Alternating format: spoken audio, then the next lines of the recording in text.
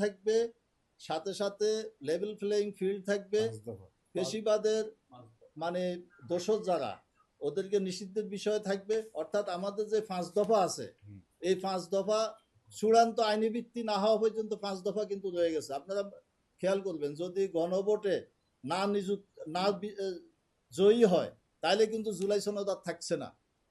তখন কিন্তু আপনার এই 5 দফার মধ্যেই কিন্তু এই সবগুলো আছে।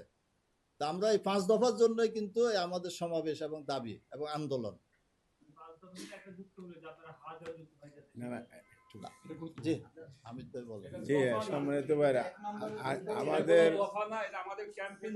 আমাদের মাওলানা ইউসুফ আশরাফ ভাই তো পরিষ্কার বলেছেন, উনি 5 দফার ব্যাখ্যা সহকারে বলেছেন।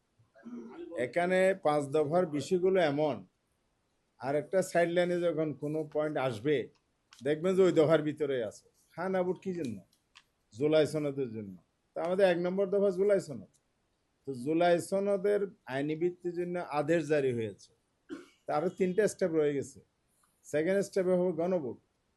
তো গণভোটের পরে থার্ড স্টেপে যাবে সংসদ, এরপরে নির্বাচনের পরে যাবে সংসদ।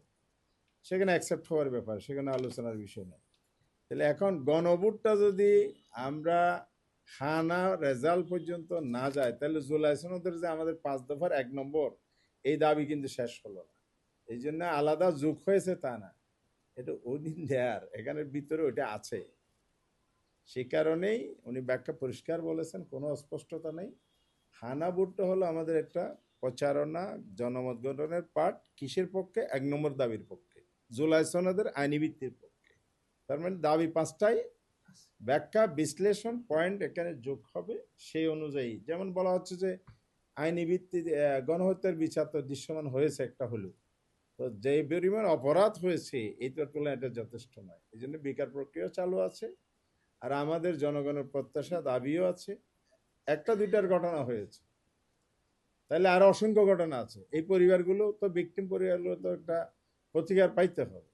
তো সব মিলে একটা দাবির ভিতরে অনেকগুলো বিষয় এখানে আছে, এটাই উনি বোঝাতে চেয়েছেন।